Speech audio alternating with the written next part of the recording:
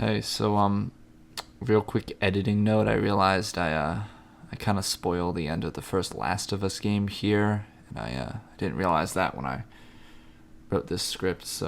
Spoilers for the Last of Us 1. So ever since Thunderbolts has come out, I've seen a lot of people talking about our main characters over here, and I'm gonna be honest, this makes me pretty happy. In my quick review, I very much so praise the characterization of all of our main characters, especially Yelena, and seeing them get the kind of Iron Man and Captain America treatment feels very special. People are talking about the chemistry of the cast and how appealing all of the characters really are. However, I have noticed a unique sentiment going around with one character in particular, and it can really be summed up in one phrase I keep hearing a lot. John Walker did nothing wrong.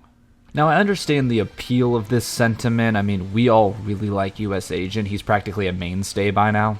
Saying that he did nothing wrong just doesn't feel accurate to what the storytelling is trying to accomplish. A lot of this discourse around John Walker goes back to that one episode of Falcon and the Winter Soldier where he does the Gordon Ramsay special to that one terrorist chest.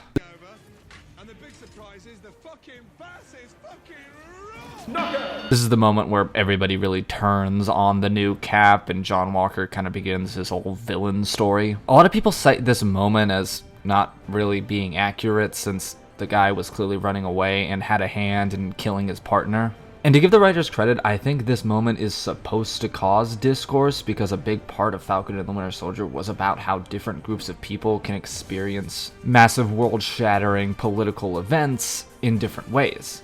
The whole point of the Flag Smashers is that we're taking something incredibly triumphant, like all of the people returning from the blip, and showing that it could affect people in negative ways. So when people argue back and forth on whether or not John was justified, I think it's supposed to be messy. We're supposed to come away with our own conclusions. Like, me personally, I land somewhere in between. The action itself is understandable given the circumstances. However, since we know John's troubled mental state, it's more so meant as a dark omen. The blood on the shield represents the bloody future that John could create if he goes down this path. However, there are a lot of tangentially related things, like the fact that this guy was holding back John while Lamar was killed.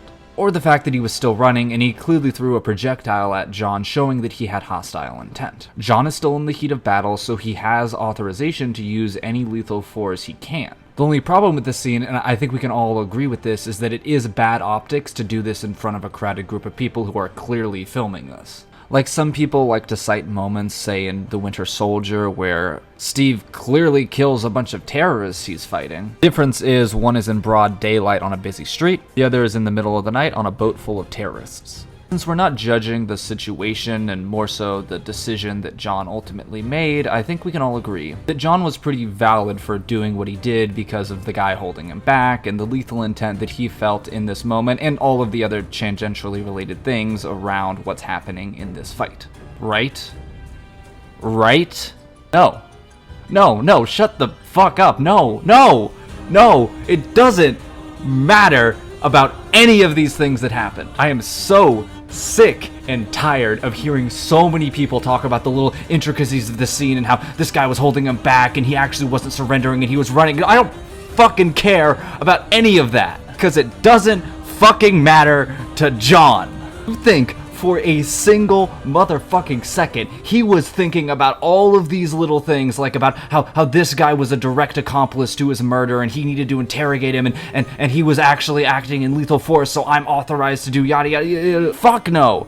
The whole point of this scene is that John is no longer stable. When John jumps out of that building, all he is thinking about is that he needs to kill something. The serum has made him unstable, just as Zemo said it would. And just like what he said, there was never gonna be another Steve Rogers. Because John's whole story is about not being able to live up to Steve, not being able to bear the burden of being Captain America. And this moment is a culmination of his entire arc, from feeling betrayed by Sam and Bucky, the overwhelming pressure he feels to follow in Steve's footsteps, to getting absolutely bodied by the Dora Milaje when they weren't even super soldiers, from his best friend's encouraging words to, yeah, take the serum. And then the last person in his life who feels like he's there to actually support him suddenly gets murdered by the very people that Sam was getting chummy with. In this moment, all John can do is what he was trained to do. Kill. He does not give a flying fuck if this is the person who killed his friend or if this is Sam and Bucky. He's Captain America and he's gonna fight.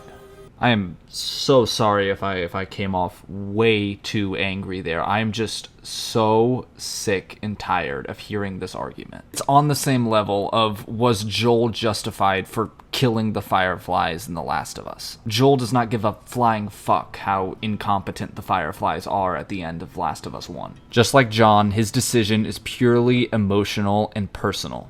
Even if the Fireflies were a perfect medical team and they had Ellie's consent and they were guaranteed to make a vaccine, there was no way he was going to change his mind. Even if John didn't find this guy, he was going to attack somebody.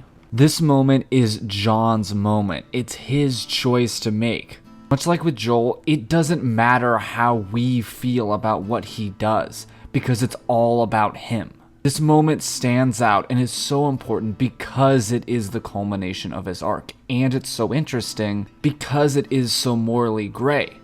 It's a strange moment in a franchise that's known for black and white storytelling. You're allowed to come to whatever conclusion you want. Me? I personally think that this is an incredibly irresponsible and stupid decision to make, not even just from a moral perspective of slaughtering this guy in the street, but also from an intelligence perspective. You had him pinned and you could have easily used him to figure out where Carly was going. If John was in his right mind, he would have used this moment to interrogate him for information. But the fact that so many different people can come to so many radically different interpretations of this scene, it's not a testament to bad writing or Disney's failure to make a villain. It's their success at making a fully realized and understood character. The only part that I don't like is when people latch on to these tangentially related factors and act like John was calculating all of them perfectly in the moment. He was very clearly not in his right mind when this happened. And if you don't believe me, really ask yourself a hypothetical. What if John didn't suddenly find this guy, and instead he ran into Sam and Bucky? What do you think would happen? Well, I think we'd get a scene very similar to what happens at the start of the next episode. US Agent is not a character of pure good or pure evil, and that's why he's interesting. Choices that he makes are consistently informed by his character. Once again, similar to Joel. He makes good decisions and he makes bad decisions. That's why we like him.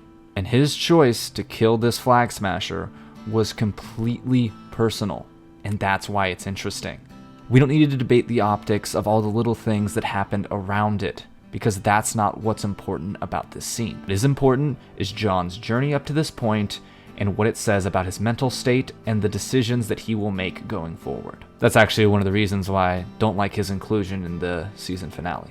Giving him a hero moment of saving all these people just felt too forced. Like they were trying to make him more interesting by having this big hero moment when him not being a hero was what made him more interesting. I don't know, I think that would just make his arc a bit more defined, especially when we have the moment at the end of Thunderbolts when he does choose to save people. Ultimately, John Walker, US Agent, is a great character. I think we can all agree, and the debates that we're having about his actions do feel very important and unique since, well, there's really been no other Marvel character that we can treat in this way. What can I say? Junior Varsity Captain America might be more interesting than the real Captain America.